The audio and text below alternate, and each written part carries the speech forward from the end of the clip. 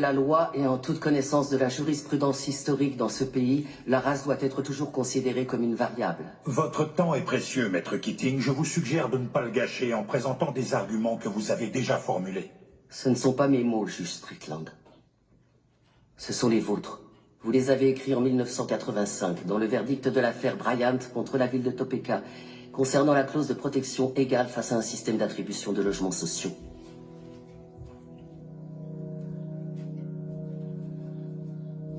Le racisme fait partie de l'ADN des États-Unis d'Amérique.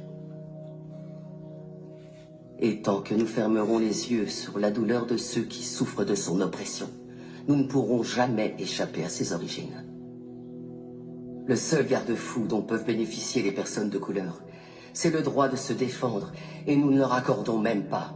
Ce qui veut dire que la promesse de l'égalité des droits n'a jamais été remplie. En raison de l'échec de notre système judiciaire et de notre défense publique en particulier, l'époque de la ségrégation n'est toujours pas derrière nous.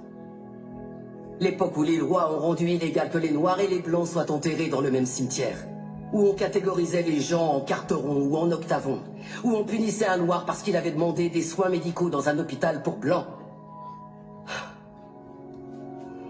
Certains prétendent que l'esclavage est révolu.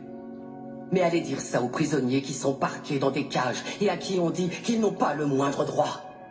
Des personnes comme mon client Nathaniel Leahy et des millions d'autres personnes comme lui qui sont enfermées dans nos prisons et reléguées à une existence indigne d'un être humain. Il n'y a aucune alternative à la justice dans cette affaire. Il n'y a pas d'autre option. Prendre une décision à l'encontre de mon plaignant, c'est choisir de remplir les poches des propriétaires de prisons, plutôt qu'offrir une défense digne de ce nom à tous ceux qui y sont enfermés. Est-ce que c'est l'Amérique dans laquelle veut vraiment vivre cette cour? Un pays où l'argent a plus d'importance que l'humanité, où la criminalité est confondue avec les troubles mentaux.